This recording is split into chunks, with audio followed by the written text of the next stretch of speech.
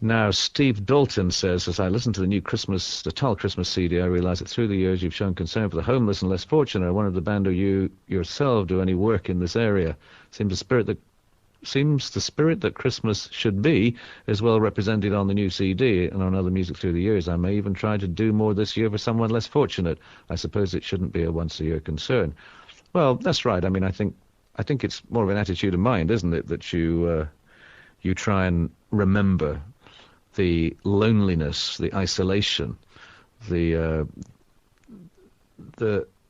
fear and the hopelessness that a lot of people feel, particularly magnified at Christmas when other people are having a great time, when other people have their family around them, other people are financially well off enough to be able to buy presents and bestow upon their children ridiculous toys that they're going to forget about a week later anyway. So yeah, that's what Christmas is about. Christmas for me is bad. Yeah, Christmas for me is good and it's bad, and it's a time of conflicting emotions, and I try to bring that out in the Christmas album, where rather than just make a nice Bing Crosby with the flute kind of album, I thought it'd be nice to explore some of the darker side of Christmas and try and find a way of being overall upbeat whilst not shying away from issues that make Christmas sometimes a time of sadness, of questioning, of being a little more contemplative about the world, rather than just it being 3 days of non-stop party. So that's what that album's about, and that's what my Christmas is about. If you can find time to go and drop in on an elderly neighbour who perhaps doesn't have the same joy of Christmas that you have yourself, well, find that time and stop in and say hi from me. I might be that elderly neighbour. John Mitchell says, I heard recently that Elton John has signed a contract to become the resident musical act somewhere in Vegas. I've seen other bands like the country band Alabama set up a theatre of their own, where it's the only place they ever played. You think there'd be a time when Tull would consider such an arrangement? Well, we're not really a Las Vegas act. Elton John, like many of our peers, like Rod Stewart and a whole host of other people who came to prominence in the 70s, they were pop acts, out-and-out commercial, multi-platinum selling pop acts who were pop stars. They were the real thing. Limos, sunglasses, suicide attempts,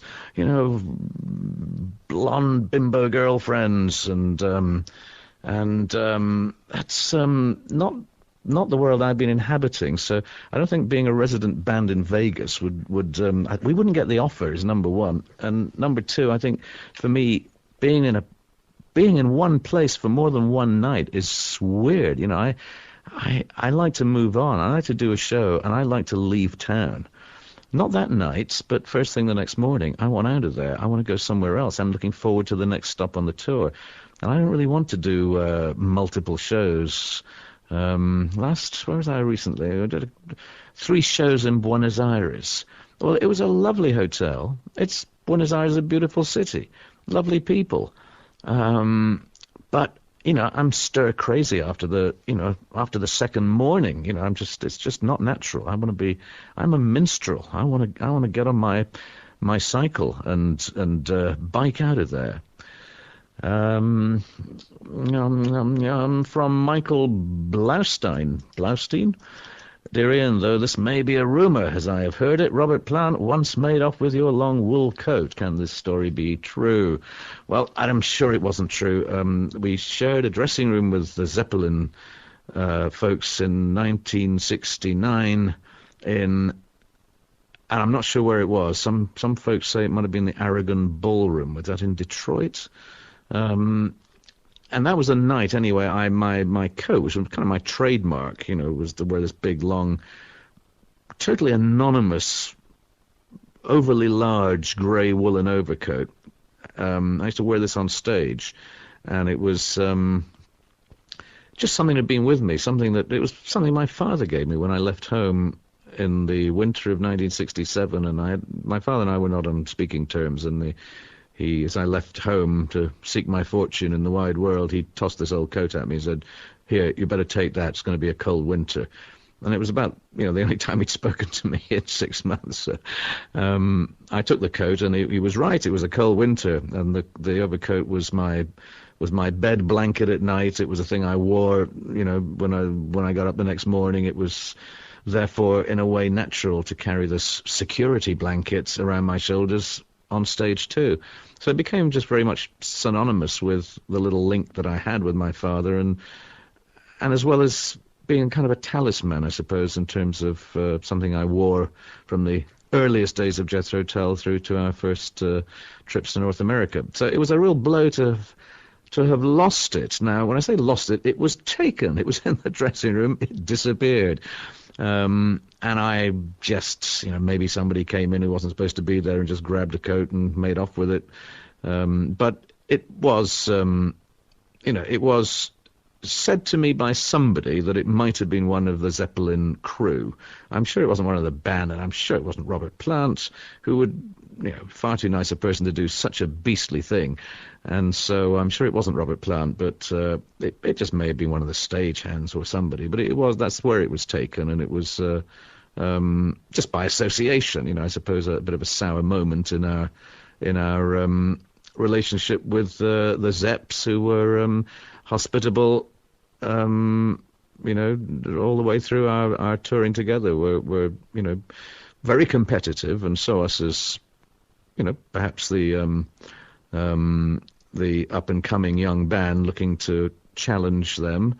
But it was a friendly and competitive spirit, and we learned a lot from watching them perform. And I don't just mean after the show back in Jimmy Page's hotel room. I mean perform in the musical sense, and maybe they watched us some nights and picked up a notion or two. Who knows? But that's what bands do to each other.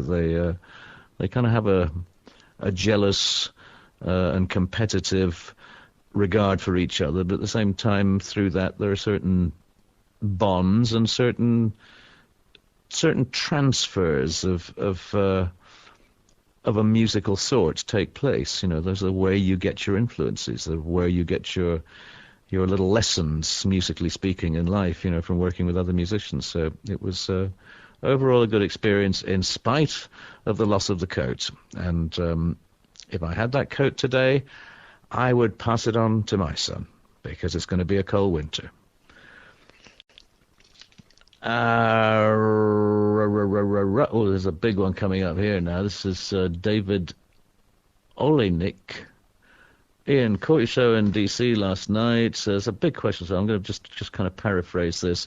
About charity auctions and Glenn Cornick. He's got his website and team, there's a CD-ROM, blah, blah, blah. It's kind of a long question.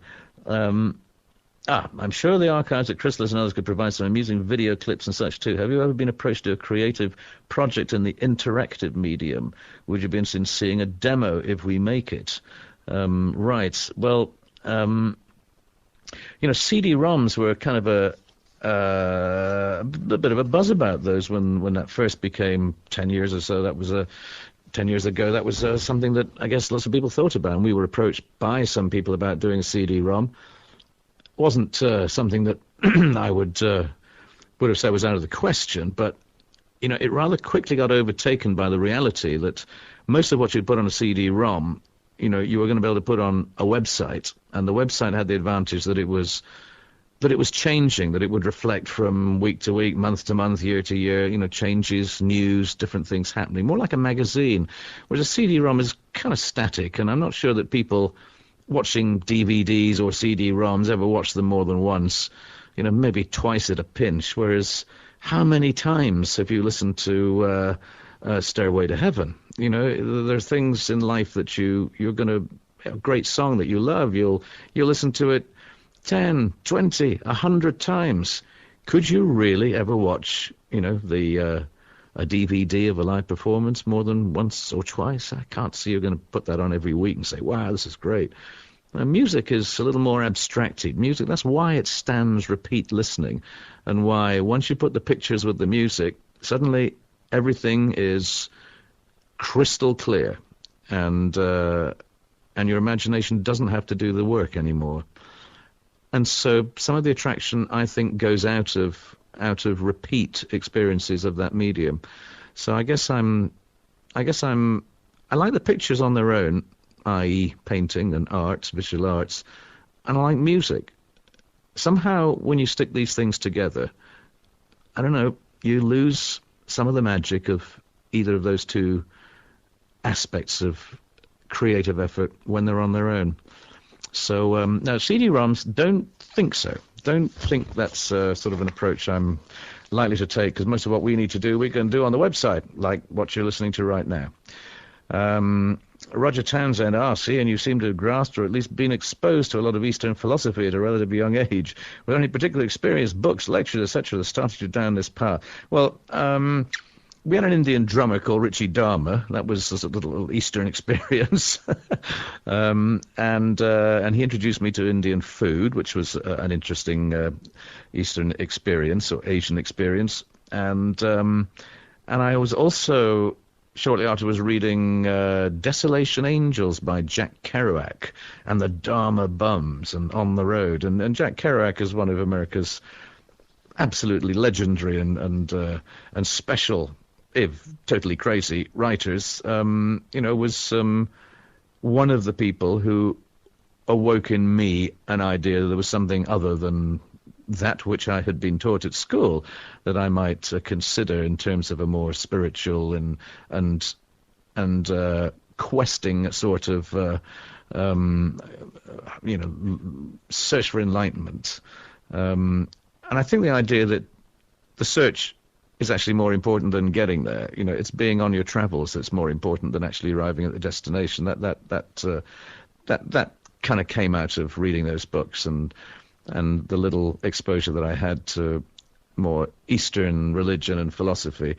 Kind of missed out on the Beatles and the Maharishi kind of stuff. That all seemed a bit wet behind the ears to me. I started reading on and off about the world's religions when I was in my 20s, and I've always just kept an ear open for viewpoints, detail, history, philosophy concerning the world's variety of spiritual confusion. And it's when it stops being confusing and settles down into some really kind of safe, solid, we know everything, we have complete faith and belief in our God and this way of worshipping him, then I get a little nervous. I kind of like the confusion, because out there, from what the biggest telescopes can tell us, the universe is a pretty damn confusing place. And therefore, to make total sense of it in our lifetimes does seem a tall order.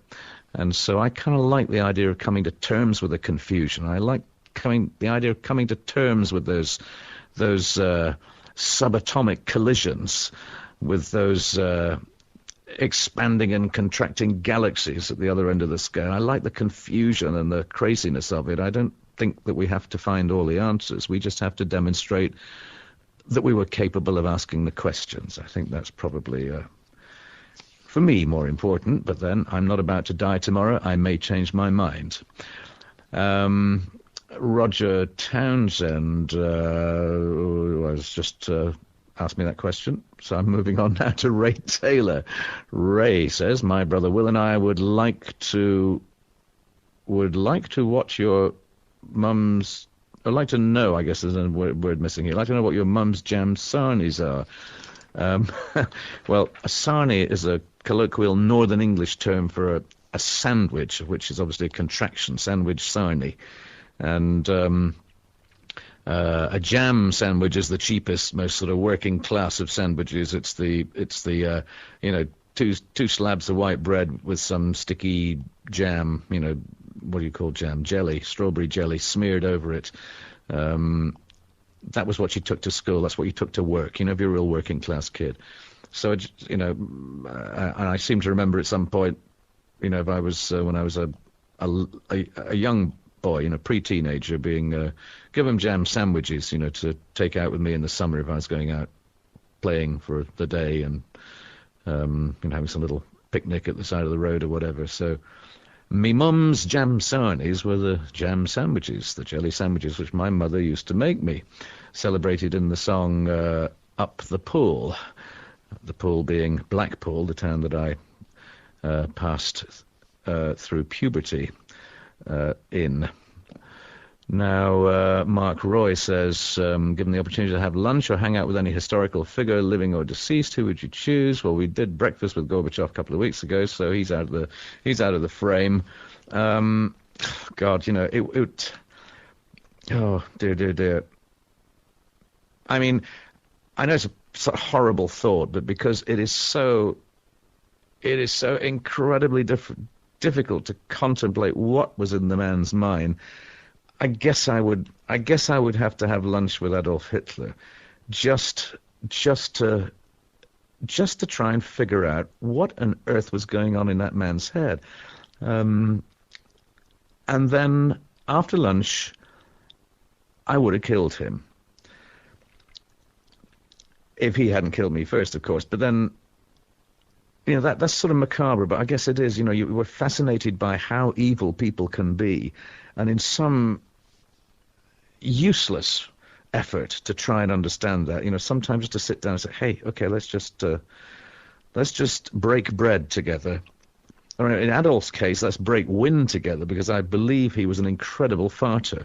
I've been told that he would fart in front of women at the dinner table and not bat an eyelid. He thought this was either perfectly normal or he had just blanked out that he was actually doing it. But I thought that's kind of an interesting little bit of detail that I have read about Mr. Hitler. I don't know whether it's entirely true, but anyway, so I would have broken bread and wind with Adolf Hitler in some pathetic attempt to just try and find something good about him. And I guess we all do have that fascination. Maybe it's because we think. Maybe it's like we think we can persuade lesbians to change their mind, to reconsider. Hey, gal, let me show you a thing or two. Maybe we all think we could have changed Adolf. Maybe we think that somehow we could have changed the course of history and persuaded somebody. I think there might be another way of doing this, Adolf, if you don't mind my venturing to suggest it. And maybe that's what we're trying to do. Maybe we're trying to persuade. Maybe we think we can change people. I doubt we could have changed him. Maybe he was just born that way. But I think not. I suspect somehow he had to have acquired that point of view and those courses of action. And it would be fascinating, if ultimately probably pointless, to have filled in some of the blanks. Yeah, Adolf Hitler, but scary lunch. And possibly a noisy lunch too. Michael Bubb says, Ian, can you tell us how Elizabethan music has played a part in your music? Well, it hasn't really. I'm not sure what Elizabethan music is. I'm not really a musical historian kind of person. Don't have an academic point of view really on most music. But early English music, madrigals. And a lot of weird love songs, sort of really kind of magic and crazy, almost Paul McCartney kind of love songs, were sung and played on the lute and the spinet or whatever precursor of piano was around at the time. And I suppose I've heard a little bit of it, but it is very twee, it is very silly, it is ultimately.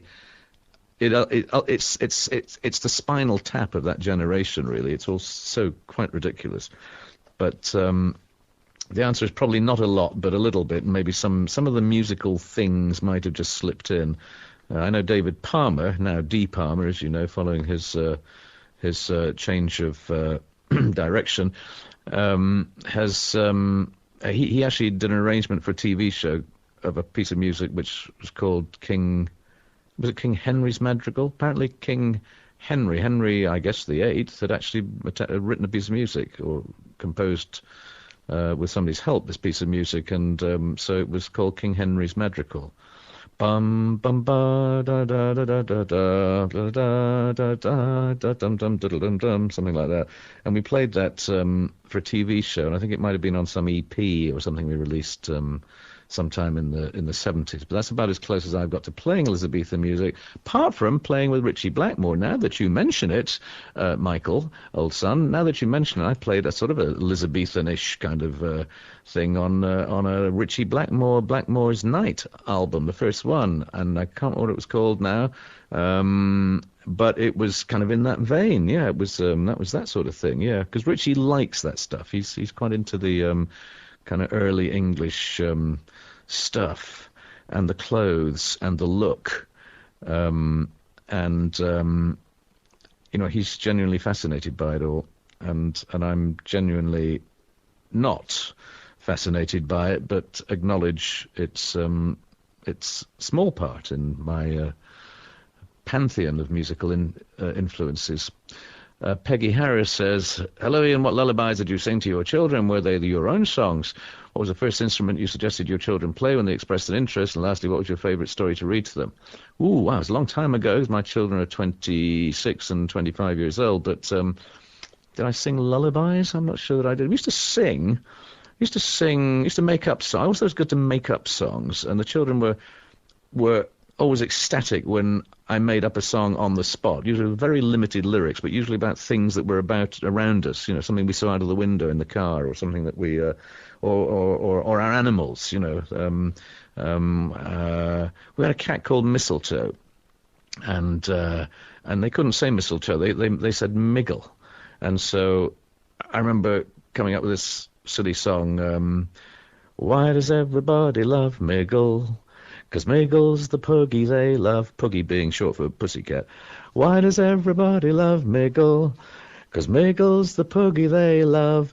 Oh, why does everybody love Miggle? 'Cause Miggle's the puggy they love, yeah. Why does everybody love Miggle?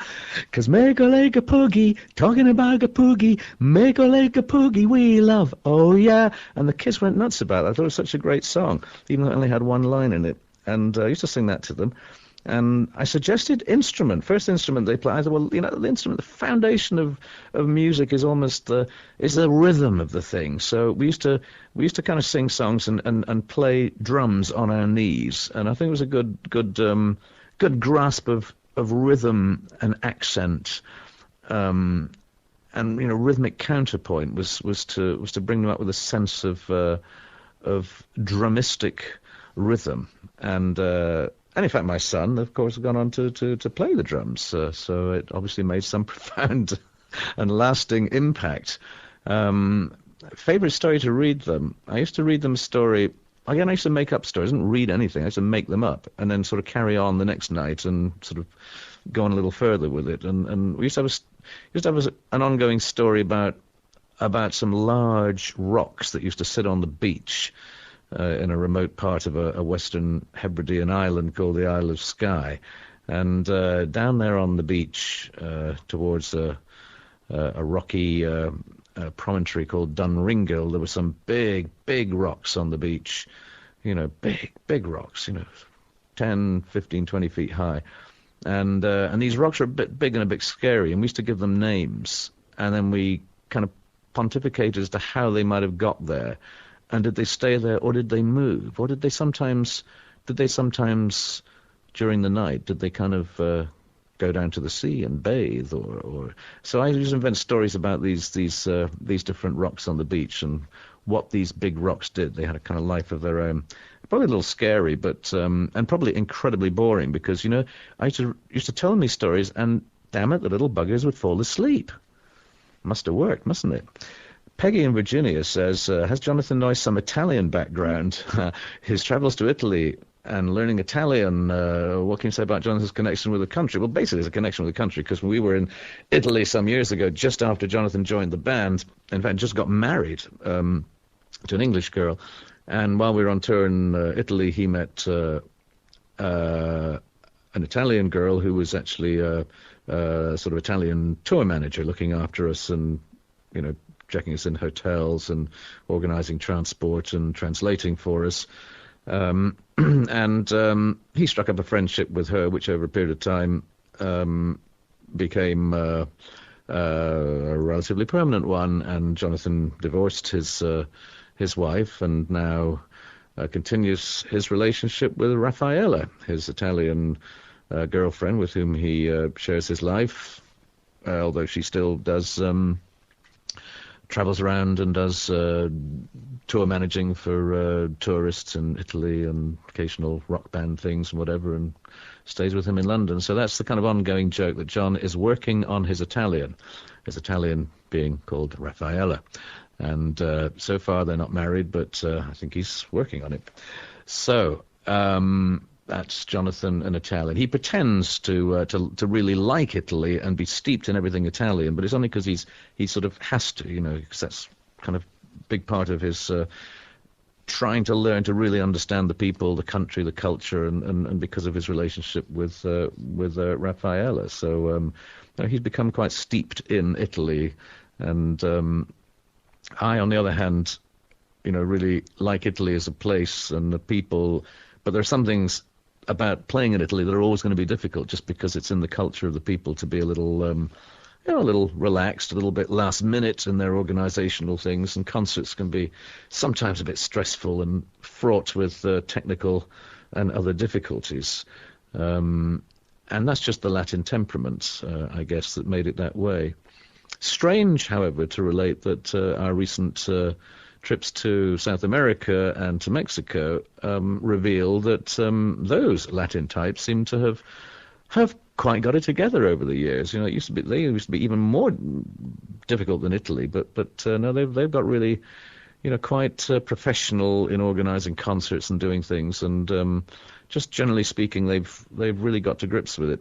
In Italy, back in old Europe, the old ways will will linger longer.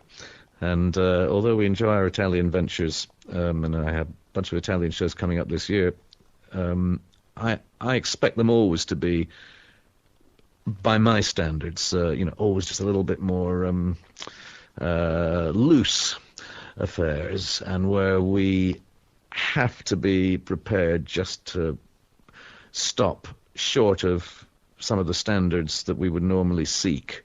And therefore, you just have to kind of learn to do it the Italian way up to a point, and sort of pressure them up to a point. But there's no point in screaming and shouting, otherwise nobody wins. But that doesn't stop me screaming and shouting. Now then, from somebody called Talking Monkey, what is a snipe bog? A snipe bog?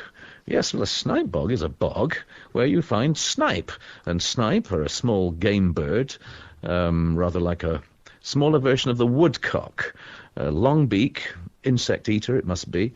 And snipe are just kind of, a little bit bigger than a sparrow or a thrush, but not as big as a woodcock or a pheasant. So it's the smallest game bird, and they usually live on boggy ground in Ireland and the west coast of Scotland. And snipe are the only game bird that, when you've shot and killed one, or two, or whatever, because frankly it takes two to make a meal, then it'd be the only game bird you do not draw, you do not remove the entrails, basically because it's pretty difficult. You would have to have very feminine kind of fingers to be able to do that. There's a very small bird, so they're actually just defeathered. They are plucked and kind of roasted just as they are, and you have to be careful, of course, eating the meat, not to eat the doody that's inside. So that's from distant memory. I have eaten snipe that I've shot myself, and I decided I actually preferred seeing them flying around rather than sitting on my dinner plate, because they were really not a sensible meal. And so one of those things that put a very small meal on the plate, but I wouldn't do it again. And woodcock are a very tasty bird too, if you like, because all wild birds, they're very tasty. I mean, they like all wild game, there's a certain magic, a certain flavor that you just don't get from reared birds. Even reared game birds just don't taste the same.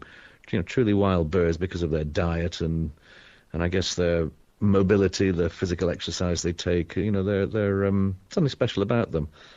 But I don't eat that stuff very much anymore, and so I guess I enjoy watching them out and about, and on the wing, ferreting in the bushes. I think I enjoy that more than I would enjoy them on the dinner plate. So I confine myself these days, as I said earlier, to shooting cabbages. What is the story, asks Lucas Was, behind this Indian girl picture sticked to Andy Gidding's keyboards before Jethro Tull shows? Indian girl picture. Ooh, and I don't know who she was. Stuck to his keyboards. Well, maybe Andean has a thing about Indian girls. I would imagine we'd be talking Asian Indian, not North American, native Indian. But no, I don't know who she was, or don't remember it. Sort of vaguely remember it now you mention it, but don't know. I'll make a point of asking him. I do know that it's not his wife. Might be somebody else's, but certainly not his. Mark Roy asks, you've just discovered Aladdin's lamp. The genie has granted you 3 wishes. What would they be? Well, I would, 3 wishes. Okay, I want to stop all war. Number 2, I want to feed all of the world. And number 3, has anybody got Pamela Anderson's home telephone number? Because I'm fascinated by the fact that she shares only one thing with me, which is the name. And otherwise, she is from Mars. And I just wonder what a pretty girl like that, would want such huge breasts for. What are they actually for? I mean, what do they do? And what would I do with them? I mean, I'm fascinated by that. So that's got to be the 3rd wish. Actually, no, that was Mark Roy who asked that question. Sorry, Lucas Was asked the question, are these nice pictures in Rupees Dance booklet shots on your carpets from your home in England? Well, yes, they are. They're various, there were digital photographs of various borders of some antique and exotic carpets from different parts of the world, which I just thought were nice images to use for some decorative border work on the album cover. So they were photographed by me in situ with a 5 megapixel camera and transferred in Photoshop to the Photoshop 7, I believe it was. Transferred to to the master artwork, and I sort of mocked up a kind of demo of the stuff and send all the component parts off to the people who finally put it all together. So I sent them all off on CD to our artwork people who did the album cover assembly, but they're all images and carefully organized and edited and cropped, and color values change, to be right. Because I kind of do that. That's what I was doing at school, not with computers, of course. We didn't have those back then. But that's what I was doing before I became a musician. So the artwork stuff's still kind of part of what appeals to me in album covers. I quite like having some involvement with that. Kevin Donnelly asks, can you briefly give me your opinion of downloading copyrighted music over the internet and the efficacy of the recent prosecution of individuals? I think we've been through this one before. I'm all for downloading music on the internet, but I do feel we should be prepared to pay a modest amount of money for it. 99 cents seems to me a pretty reasonable price for, some great piece of music that, hey, yours for less than $1. I mean, goodness me, that sounds like a pretty good deal. And when you translate that back to, a 15-track album, you're talking sort of a reasonable price. But a lot of people don't want to download a whole album. They just want to download songs, and 99 cents a hit seems to me pretty reasonable. The record company can make money at that. The artist gets paid a royalty. The composer gets paid a royalty. The musicians get paid. The T-boy, the stamp licker, everybody gets paid. You can even pay to run the website. So it's part of keeping the music business alive. And as long as nobody's making obscene profits, well, it's nice to know that at 99 cents a song, somebody's making a little bit of a profit and keeping music alive and forward thinking and forward going. Because without keeping respect for copyright law and keeping respect for the many people, not just the musicians, involved in getting music to the public, then we ain't going to have any new music. Without any new music, you'll be listening to Aqualung and Stairway to Heaven until you're cold in the grave. Now then, Felicia Villiers asks, it's a pepper growing question. It appears to be taking the place of salmon questions. What do you do with them after you grow them? Do you have any recipes you would pass along to us? Also, do I cook? Well, actually, that's a very, very good time to ask me the question, because it was only this morning that I was taking the finely dried cayenne and habanero peppers and putting them into their final resting home in a jar in a cupboard from a bunch of chilies that I took from my freezer 3 days ago from growing last year. But the great thing about growing chilies is they wash them. Make sure, especially if you've had any pesticides or anything else around, wash them really carefully. Pick out the little green bits off the end, the little bits that attach the chili to the plant. Make sure you leave nothing except the bit you want to eat. And seeds in, of course, because they're the hot bit. The seeds are good. But you can just wash them, put them in a freezer bag, and pop them straight in the freezer, and they will be absolutely fine 2 or even 3 years later. I know, I've done it, and it's a really, really good vegetable to freeze down. And the strange thing is that because you freeze them, my theory is in freezing them and then subsequently defrosting them, unfreezing them, it breaks down the sort of cellular structure of the chili, and it becomes hotter, not less hot. So I'm convinced that chilies put in the freezer a year or two later, they far from losing their ability to give you a nice surprise, they will actually increase it. And so I take them out perhaps a year later or even 2 years later, and I dry them for about at least 24 hours in the warming oven of a 4-oven Aga, the Aga being a traditional Swedish-designed cooker, stove, range, whatever you would call it. Big thing, huge thing. And it has a warming oven, which, in other words, is not really cooking temperature. It's just warm enough that it's drying them. And then you have to, then I put them in a blender. Now, at this point, they're still a little oily and they're still a little soggy. They're not really, really dry. But you can put them through a blender, so you end up with a mushy thing that you can then further dry in the drying oven. And then I break them up and put them into a coffee grinder. And then they sit, having been ground into a fine powder, they then sit again to continue to dry, and you stir them a couple of times, during the day, and just try and make sure they're really, really dry before you finally put them in a sealed jar, because you don't want them to be damp at all. It's got to be really, really dry by the time you put them in a jar. And that's the stuff that I use to spice my food. I do like to cook, but the stuff I cook, nobody else likes to eat. So don't get any big ideas here, Felicia. I'm not in the I'm not your kind of house husband cook. Only I like to eat what I cook, and my chilies help me enjoy it. And the only thing you got to do is remember, when you've been handling chilies, you really, really have to scrub your hands before you answer a call of nature, because otherwise you will be hopping up and down, and believe me, you won't need Viagra for a week if you've accidentally touched yourself with the old chili thing. You will be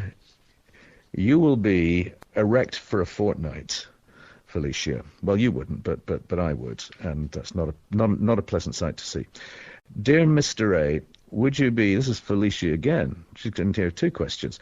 Would you be amenable to utilizing the site to survey what songs your diehard fans would like to hear performed live, blah, blah, blah, blah, blah, and one white duck at a rubbing elbow show.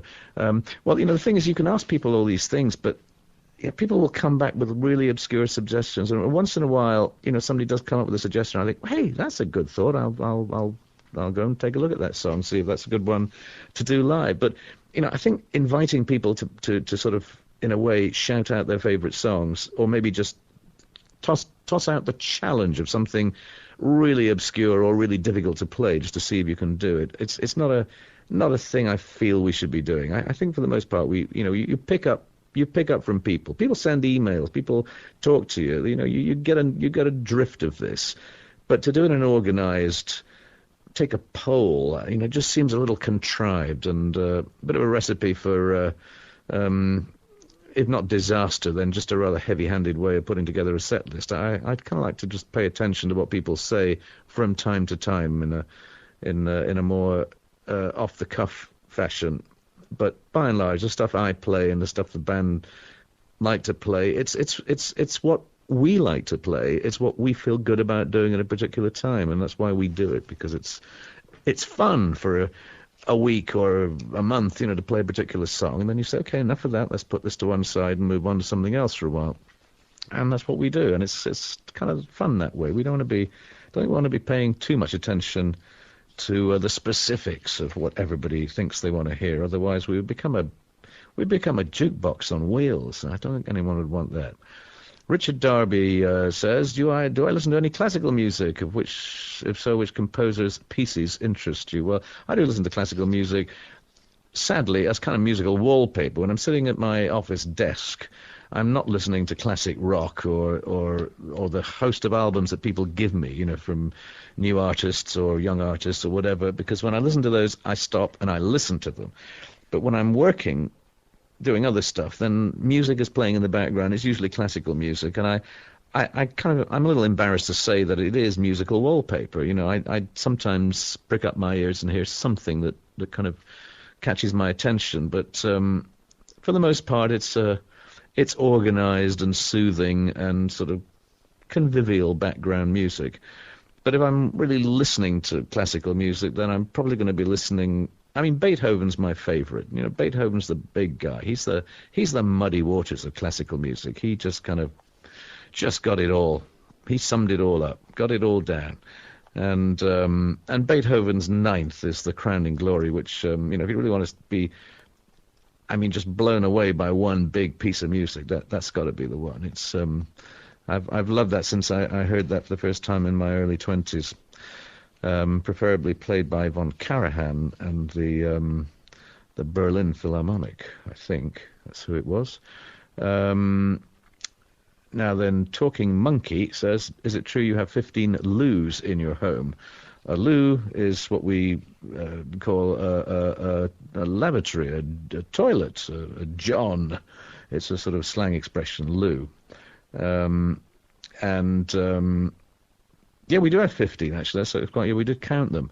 That's not all in the house. That's including sort of, ones that the gardeners might use, or in the studio here. There's one, and there's one over in the office over there, and there's a lot of them, and there's probably about 10 of them are in the house. Actually, it's quite a big house, and there are a lot of them. That's right. But it's just such a nice thing, because if you feel a really bad moment coming on that you don't want to share with your nearest and dearest, well, you can just take yourself off to one of those faraway loos and have your bad moment in total privacy, knowing that no one is going to be queuing up to use it right after you and go, what the hell have you been doing in here?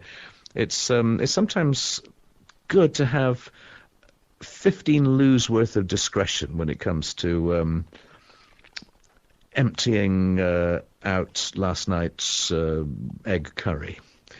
You get the drift. Paul Englander asks nothing, it seems. Oh no, that was from Paul Englander. He must be Talking Monkey. Okay, that's his email name. Joe Moody says, how has being successful and wealthy changed your songwriting? Your early stuff was often written from the viewpoint of the man on the street, but these days you can't have much in common with Joe Bloggs. Singing a blues about which colour Porsche you want ain't going to cut it. So how do you deal with that?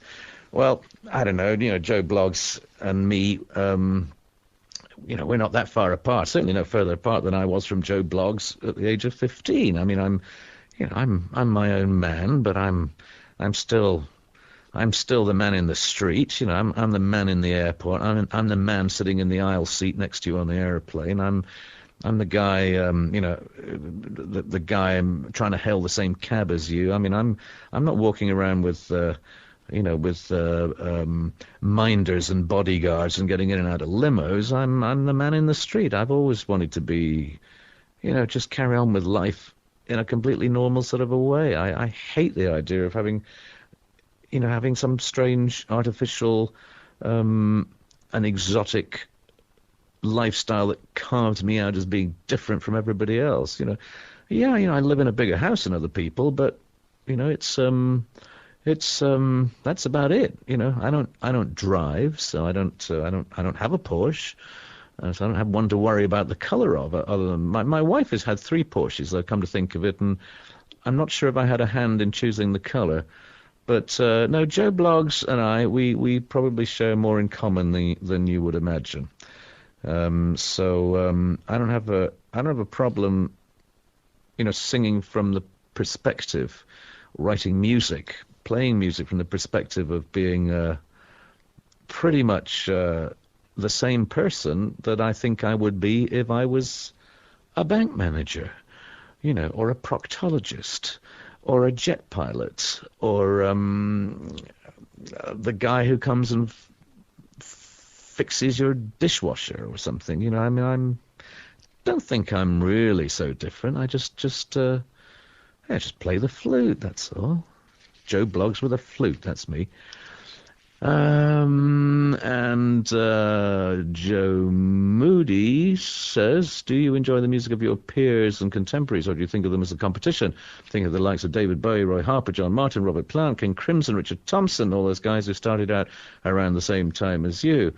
We just mentioned a bunch of people, actually, for whom I have a great regard. I mean, all people. And this is an important part about music of that generation of musicians who produced what they did in that period from, I guess, mid-60s through mid-70s. It was a very special and very creative time. So you've got people like David Bowie, Roy Harper, John Martin, who's a not-so-well-known English kind of bluesy, folky kind of crazy Glaswegian singer-songwriter. Robert Plant, King Crimson, you probably know. Richard Thompson, more from a definitely folky, ex-Fairport Convention guy. Quirky, folky person, Richard Thompson. But I mean, all these people are really special, and the thing that makes them special is they're also different from each other. They don't form part of that big mess of uniformity, which is what you tend to see on MTV. And I don't know what's it would be a great service to the world if MTV, VH1, and all those other video channels were just taken off the screens. If they were just made to disappear for 5 years, then a whole bunch of musicians coming up from ground level would not be tainted with the idea that they have to become pop stars and rock stars and they have to sound like that other guy, that they're watching on TV. They would be free of that dreadful compulsion to have to sound like everybody else, and be freer to maybe try and explore music in its broadest sense and come up with something halfway as original, quarter of a way as original as David Bowie, Roy Harper, John Martin, Robert Plant, King Crimson, and Richard Thompson, who didn't spend their bloody childhoods growing up imitating mindlessly what everybody else on MTV was doing. Well, there you go. Glad we got that out of the way, aren't you? Pat McGuckin. Pat McGuckin? Sounds better if you say it very, very quickly. What are your memories of this glorious place, Isle of Skye? She says in brackets. I've been there many times, and I can't understand why you would leave such a magical piece of land. I'd stay forever if I could. Well, terrific. Of course, it's a marvellous place, but it's bloody far away from an airport. And if you spend half of your life like I do, jumping on airplanes and going to far off places to play music, then being in the Isle of Skye is a little bit of an intimidating geographical nightmare. So I, much as I love the wild and woolly environment of wilderness Scotland, I don't think I don't think I could be happy living there all the time because I like traveling and visiting other places. I like visiting cities too, and so it makes kind of more sense for me to live in a place where I'm not too far from an international airport, which is why I don't any longer live, even part of the time, on the Isle of Skye. Just as I don't even down here in England. I'm living out in a rural community, but I'm only an hour and a quarter from London Airport, traffic permitting. And of course, my wife wouldn't want to live in the wilds of Scotland either, and that is very much part of the reality of what influences where I and we live. You've got to make sure your family are kind of happy. It's no good insisting you will go off to follow some dream and do some very big thing in your lives if it tears the family apart. So probably family considerations do loom large in decision making of that sort. And when it comes to the crunch, I'll go with the flow. I'm not going to put my foot down and say, no, I don't want to live there. I want to live here. It wouldn't. I'm not the guy who has to sometimes stay at home minding the baby. Not that we have a baby as such, but feeding the chickens or cats or dogs. So I'm a believer in making it a family decision where I live. Any sign of a new Tull album on the horizon? Asked Peter White. I've been a fan since 1969. I've seen the band in concert many times, UK only, in brackets, and just love your music. Are you still writing new material? Is your solo career taken over? There aren't any plans not to make another Jethro Tull album, but it's not an issue that I'm going to face in the weeks or months to come, because we have so many Jethro Tull concerts coming up that there isn't a window of opportunity for recording until much later in the year, and whatever happens will be kind of an organic musical engagement with the recording process, rather than a definite decision that this is what I'm going to do and this is when I'm going to do it. Because you kind of get to the point writing music when it just starts to ooze out of you. It's like some kind of musical incontinence. You can probably get rubber underpants to stop it happening, but I haven't got them yet. But it just starts to ooze out of you, and you can't really stop it. It just somehow you got filled up with this without realizing it was happening, and it starts to ooze out, and you've got to then turn it into reality, and that's when a new album starts happening. So I don't really want to start squeezing myself for music. It's when I feel it oozing, then I know the time is right.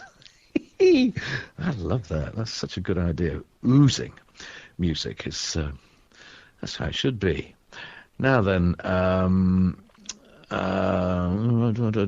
solo career. Well, no, my solo career is part of what I do. I do solo stuff, but probably about 2/3 Jethro Tull, 1/3 solo stuff. That would sum up this year, and Martin Barr is going to be, so he tells me, I hope this is true, because left a whole month out of the Jethro Tull calendar for Martin to do a solo tour in the USA in October. So he is intending to come out and tour and play his solo material with his and our chum Willie Porter, playing second guitar, and that was doing a couple of Willie Porter songs as well.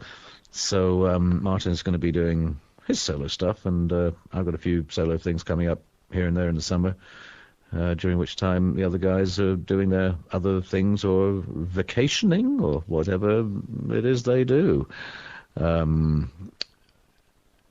And who's next? It's Joseph Auger. Joseph Auger asks, still one of my favourite tunes, as it was one of the first things I'd ever heard, Tull-wise on radio back in 74. I have always had a question about the line, the monkeys seem willing to strike up the tune. Are you referring to Bungle and the Jungle? Yeah, also as a sly reference to the prefab for the Monkees, though I'm biased because I'm a Monkees fan. Oh, well, no, nothing to do with the Monkees, the prefab for, no, nothing at all to do with that. No, it's just that Bungle and the Jungle was just a not really terribly good song about about climbing the climbing the ladder of business and commercial success in a rapacious and an aggressive way.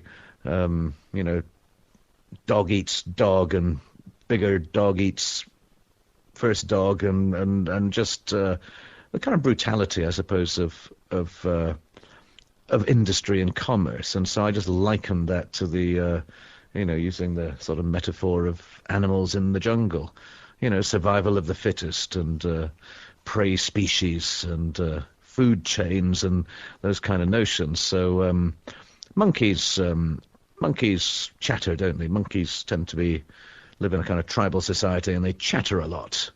They chatter a lot, bit like us. You know, good old gossipers, and so they raise their voices to strike up the tune in that song.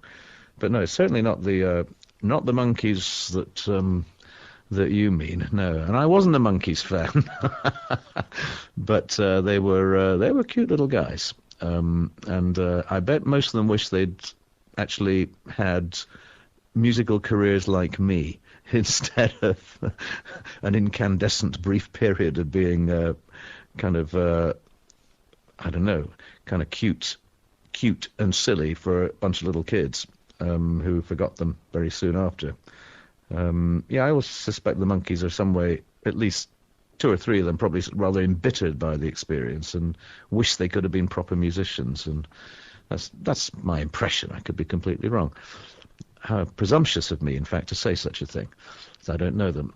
Mark Freeman says, as a songwriter, when you introduce a song to the other musicians in a band, you feel it's beneficial to let the other members know what you feel the song and lyrics are about, so they construct their parts with that in mind. Well, for a long time I didn't do that. I just was too embarrassed, really, to say this is a song about, or even to really sing all the lyrics in rehearsal. I would kind of hum the tune, or kind of, you know, I always felt embarrassed about it somehow until I'd got the master recording, you know, the vocal parts, the final thing down. Then the band could hear it. But I was always embarrassed, and it's only really more recently that I would discuss with a band member something about what the song is about. Even if I don't have all the lyrics finished, I would, you know, give them some idea.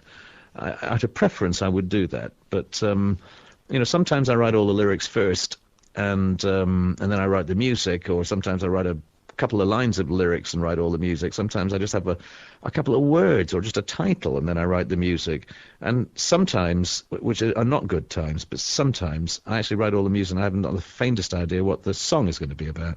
And that's not a good idea, because then whatever lyrics you write, they're rather self-conscious and kind of, you know, filling in afterwards. So that's not a good idea. I should always have, like to have some kind of lyrical idea going as soon as I've got some music, or even before I got the music. That's the best way to write a song. So I would try to impart that to the members of the band, but for many years and all too often I wouldn't do that, but only out of shyness and embarrassment, because I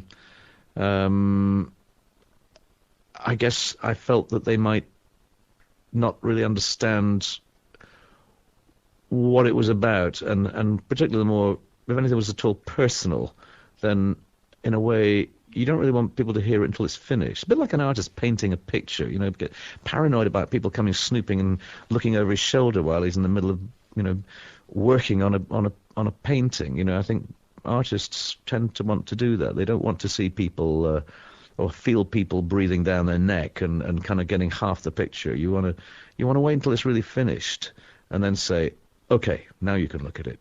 And that's how it is with me in music. I don't ever like the idea of making demos, and I don't like the idea of letting people hear something in a half-finished state. So I've always tended to work as much as possible towards completion before sharing it with anybody, and that includes very often you know, working in the past with the band, that they wouldn't know what the song was about, the lyrics, or even the title. You know, when we were working on it, it was you know, they were kind of not kept in the dark, but it was just me being a little embarrassed, a little furtive about my songwriting in a way, but not a good thing, not something I would recommend, just the way it turned out.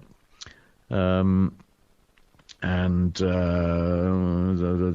from Rob Curtis here, have you ever considered doing what Santana did by bringing your big-name mainstream rock artists like Eddie Vedder David Matthews and Richie Sambora, among others, into the studio to record with Jethro Tull.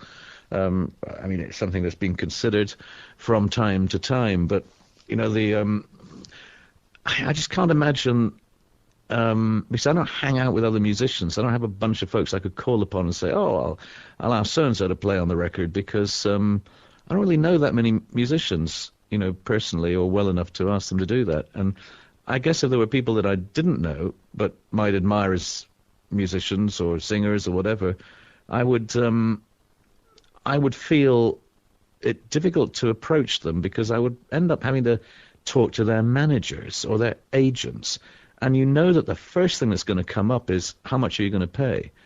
And because I don't have a manager, or in regard to this sort of side of thing, I don't have an agent, someone that would do this on my behalf or negotiate. I mean, I'm a grown man. I negotiate things myself. I don't need someone to do that for me. I'm not embarrassed to talk about money, except I'm embarrassed for the other guy if his manager's talking on his behalf, because I'm embarrassed at having to say, don't be ridiculous, that's way too much money, or well, frankly, I actually wasn't considering paying him anyway, or her.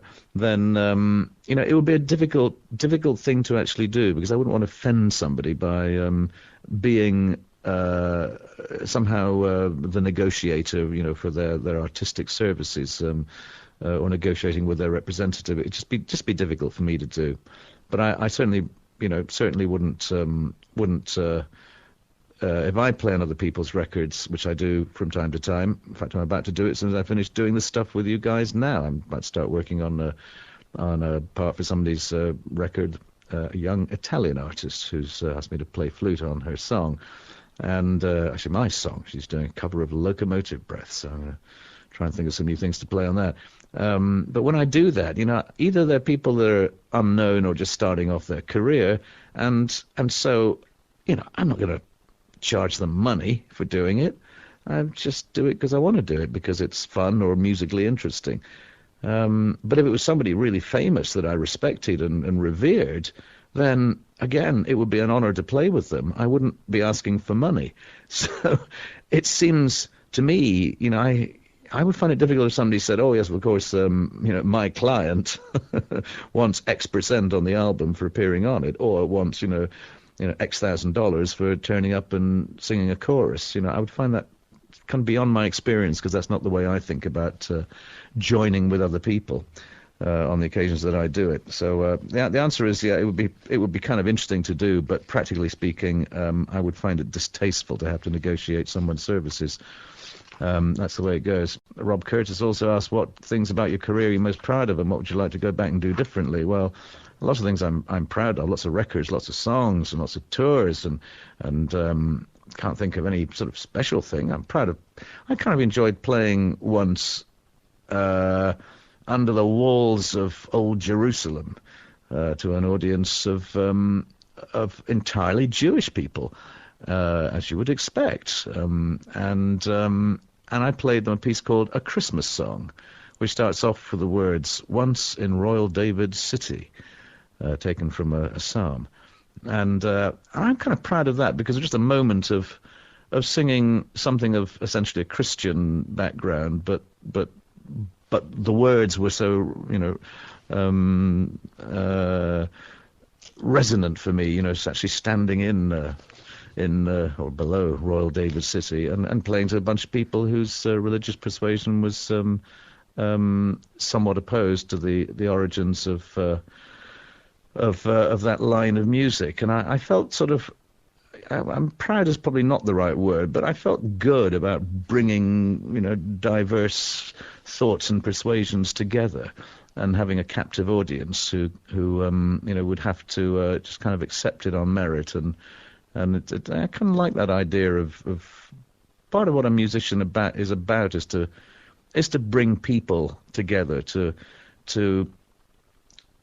somehow take away the sharp sting of opposing views and just smooth it over with a collective focus on something a bit finer. And so that feeling is something I think I get from time to time in places that I play, and I do enjoy, in a way, being an ambassador for for music, and an ambassador for tolerance and collective responsibility, as opposed to just being there to rock on.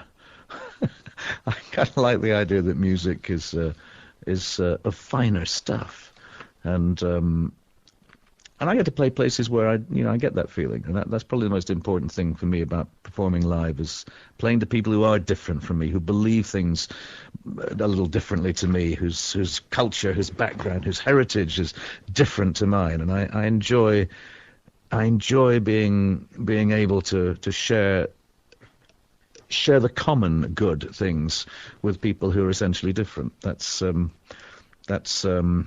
what I feel every time I show up in Pennsylvania. No, I'm just kidding. It's well, I'm not kidding really. No, part of that's true too, because part of what makes America great to play in is because it is quite different to where I grew up and where I live.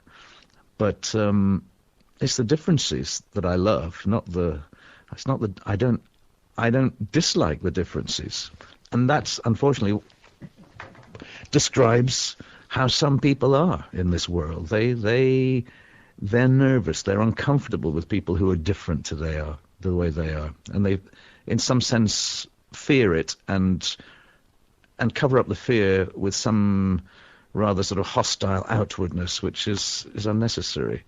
I think we should embrace people's differences and try to understand and tolerate and revere the differences between us, not be isolationist and not be afraid of them. And as a traveling musician, I get to do that. That's why my job is a good job. I have a great job, and much better than being a dentist. I think Robert Johnson, Lucas was, I think we've had him before, but he's saying, how could you define a Tull fan? Well, it's probably someone a bit like me, someone old enough to know better, probably is the distinct and succinct way to describe it. Robert Johnson, I could ask a million questions. Has Tull ever been approached to compose music for any movie soundtracks? Blah, blah, blah, blah, blah. I could see, movies, I have been asked to do that on a couple of occasions, but the problem is as soon as you start to ask too many questions about the movie, you find that it's probably either not going to get made, or it's one that is you're going to get drafted in at the last minute, and you're going to have to devote all of your time to doing something probably without an awful lot of freedom, because you're working to a finished movie. If, however, you're just being asked to come up with a theme or just some little snippet of something for a movie, well, maybe that's the easy way to do it. But if you're really going to be the author of the music in the greater body of music in a movie, then you really have to commit yourself in a way that I don't think I'm prepared to do, because I have other things that interest me more than doing movie music. So on the occasions I've been asked, I've thought about it, and for one reason or another said no thanks, which is probably why I don't get many of those offers anymore. Tim Sullivan says, how, if at all, has your friend Griminelli influenced your flute playing? I saw you in Boston with a girl from the Boston Symphony during Griminelli's Lament. It was really interesting to see you with a classical flautist. Okie dokie. Well, Andrea Griminelli is an Italian classical flautist, possibly their best known. He's a soloist who appears with orchestras around the world, and his earlier tutor and mentor, James Galway, I guess is probably the best known of classical flautists still alive. And all of these people have influenced me in the sense that they demonstrate great skill and dedication and a tremendous quality of voice in the way they play the flute. They have tremendous control and discipline. And so, yes, it is of some influence, but, my biggest influence as a flute player, I would have to say, is probably Eric Clapton, because I'm really more influenced by guitar players than I am by other flute players, because I live in a guitar-dominated age. It's been the instrument of choice for most people since I began playing music, and so my flute is a surrogate guitar in a way, and I think it always will be, in the sense that I'm I'm thinking musical structures and with a dynamic sense that probably owes more to guitar playing, contemporary guitar playing, than it does to flute playing. What kind of cloth Lucas was? He's back again, this fella. What kind of cloth are trousers which you wear during Jethro Tull shows and also backstage? They're not jeans, but perhaps also not typical sport dress. Some fans think that they're part of your pajamas, but in my opinion, they're looking quite good. And I suspect they're very comfortable. Well, they are. For the expansive and older gent, they work just a treat. They're actually made from a slightly stretchy cotton material, and made by a lady who lives in a village down the road from where I live. And the main reason is because they can be washed very quickly and easily, and being a lightweight material, they will dry usually reliably overnight, and that's a major factor in the decision-making process of what clothes to wear on stage. They've got to be practical. They've got to be things I can get clean quickly and easily, because I don't always have time. In fact, I hardly ever have time to get the hotel laundry or a dry cleaner to sort these things out. So and because I sweat a lot because I'm physically active, then I need stuff that's easy to keep clean. So these are kind of lightweight, somewhere between pajamas and leggings or whatever. But I have actually just managed to buy, curiously enough, in a British department store, I've just managed to buy some really, really lightweight cotton trousers in the last few weeks. So it may well be that I'm going to try those on the next tour, and I'll let you know how they go. And if it works out as well as I hope it will, then I can tell you where to buy them and how much they cost, as opposed to my handmade ones from the lady down the road, because I don't think she's going to want to make any for you. I've got the last three very quick questions here. How about having a kitty cat meet and greet with fellow feline lovers? Well, that'd be actually a very nice thing to do, except that the cats, by and large, don't really enjoy travelling too much, and they might be a little intimidated being brought backstage after a show, because they probably wouldn't like to listen to loud music in the meantime. But and kitty cats are jealous, aren't they? So they probably wouldn't be too happy with a bunch of other pussy cats around. But I suspect that's just probably because kitty cat meetings tend to be excuses for the owners to get together and have a good old chat, and so we could do it just as well without the cats. Leave the cats back at home in their basket. And we'll just get together and have a beer, as long as you're paying.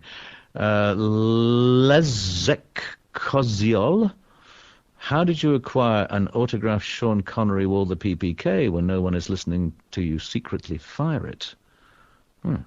I didn't. It's not an autographed Sean Connery wore the PPK. It was actually a Walther P88 from the Walter gun company in Ulm in Germany, and it was in 1988 they came out with a new model called the P88, and they very kindly bestowed upon me the model with the serial number 007. And it was a kind of generous gift, and just because when I visited the factory and got to know some of the people there, and they had taken a shine to me, and knew of my interest in all of their fine weaponry. Because I'm a shooting guy. I don't kill animals, but I've enjoyed target shooting for a long time, and I'm not a militia man or a sort of John Wayne kind of shooting person. I'm just a kind of more sort of quiet, orderly, old-fashioned sort of making holes in paper targets at 50 paces kind of person. And but I'm not allowed to do that anymore because handguns are banned in the UK, and unfortunately my P88 007 has been deactivated in accordance with the laws of the land and will not be firing anything. So if I was to secretly fire it, it would just go click very quietly, because although some of the mechanism is operational, the bits that make the bullet come out aren't. So that's the story of my Walther P88, not a Walther PPK. Neither am I good nor bad, says Raymond Garnbill. I like this line, he says. It appears in a passion play as well as Rupee's dance. Oh, maybe not exactly, but in meaning. Could you explain what it means to you? Neither am I good nor bad. Well, it's like all of us, isn't it? You know, we're all pretty reasonable folks at heart. None of us are entirely good, none of us are entirely bad. We're just us, flawed, but having a good time. Thanks for asking all the questions. Now, Steve Dalton says, as I listen to the new the Tull Christmas CD, I realise that through the years you've shown concern for the homeless and less fortunate. I wondered the band or you yourself do any work in this area. Seems the spirit that Christmas should be is well represented on the new CD and on other music through the years. I may even try to do more this year for someone less fortunate. I suppose it shouldn't be a once-a-year concern. Well, that's right. I mean, I think it's more of an attitude of mind, isn't it, that you try and remember the loneliness, the isolation, the fear and the hopelessness that a lot of people feel, particularly magnified at Christmas when other people are having a great time, when other people have their family around them, other people are financially well off enough to be able to buy presents and bestow upon their children ridiculous toys that they're going to forget about a week later anyway. So yeah, that's what Christmas is about. Christmas for me is bad. Yeah, Christmas for me is good and it's bad, and it's a time of conflicting emotions, and I try to bring that out in the Christmas album, where rather than just make a nice Bing Crosby with the flute kind of album, I thought it'd be nice to explore some of the darker side of Christmas and try and find a way of being overall upbeat whilst not shying away from issues that make Christmas sometimes a time of sadness, of questioning, of being a little more contemplative about the world, rather than just it being 3 days of non-stop party. So that's what that album's about, and that's what my Christmas is about. Yeah, if you can find time to go and drop in on an elderly neighbour who perhaps doesn't have the same joy of Christmas that you have yourself, well, find that time and stop in and say hi from me. I might be that elderly neighbour. John Mitchell says, I heard recently that Elton John has signed a contract to become the resident musical act somewhere in Vegas. I've seen other bands like the country band Alabama set up a theatre of their own, where it's the only place they ever played. Do you think there'd be a time when Tull would consider such an arrangement? Well, we're not really a Las Vegas act. Elton John, like many of our peers, like Rod Stewart and a whole host of other people who came to prominence in the 70s, they were pop acts, out-and-out commercial, multi-platinum selling pop acts who were pop stars. They were the real thing. Limos, sunglasses, suicide attempts, blonde bimbo girlfriends, and that's not the world I've been inhabiting. So I don't think being a resident band in Vegas we wouldn't get the offer, is number one. And number two, I think for me, being in one place for more than one night is weird. I like to move on. I like to do a show, and I like to leave town. Not that night, but first thing the next morning, I want out of there. I want to go somewhere else. I'm looking forward to the next stop on the tour. And I don't really want to do multiple shows. Where was I recently? I did 3 shows in Buenos Aires. Well, it was a lovely hotel. Buenos Aires is a beautiful city. Lovely people. But I'm stir crazy after the second morning. It's just not natural. I'm a minstrel. I want to get on my cycle and bike out of there. From Michael Blaustein. Dear Ian, though this may be a rumour, as I have heard it, Robert Plant once made off with your long wool coat. Can this story be true? Well, I'm sure it wasn't true. We shared a dressing room with the Zeppelin folks in 1969 in and I'm not sure where it was. Some folks say it might have been the Aragon Ballroom. Was that in Detroit? And that was a night anyway. My coat, which was kind of my trademark, was to wear this big, long, totally anonymous, overly large grey woolen overcoat. I used to wear this on stage, and it was just something that had been with me. It was something my father gave me when I left home in the winter of 1967, and my father and I were not on speaking terms, and as I left home to seek my fortune in the wide world, he tossed this old coat at me and said, "Here, you better take that, it's going to be a cold winter." And it was about, the only time he'd spoken to me in 6 months. So, I took the coat, and he was right. It was a cold winter, and the overcoat was my bed blanket at night. It was a thing I wore, when I got up the next morning. It was therefore, in a way, natural to carry this security blanket around my shoulders on stage too. So it became just very much synonymous with the little link that I had with my father, and as well as being kind of a talisman, I suppose, in terms of something I wore from the earliest days of Jethro Tull through to our first trips to North America. So it was a real blow to have lost it. Now, when I say lost it, it was taken. It was in the dressing room. It disappeared. And I just, maybe somebody came in who wasn't supposed to be there and just grabbed a coat and made off with it. But it was, it was said to me by somebody that it might have been one of the Zeppelin crew. I'm sure it wasn't one of the band, and I'm sure it wasn't Robert Plant, who would, far too nice a person to do such a beastly thing. And so I'm sure it wasn't Robert Plant, but it just may have been one of the stagehands or somebody. But that's where it was taken, and it was just by association, I suppose a bit of a sour moment in our relationship with the Zeps, who were hospitable, all the way through our touring together. Were very competitive, and saw us as, perhaps the up and coming young band looking to challenge them. But it was a friendly and competitive spirit, and we learned a lot from watching them perform. And I don't just mean after the show back in Jimmy Page's hotel room.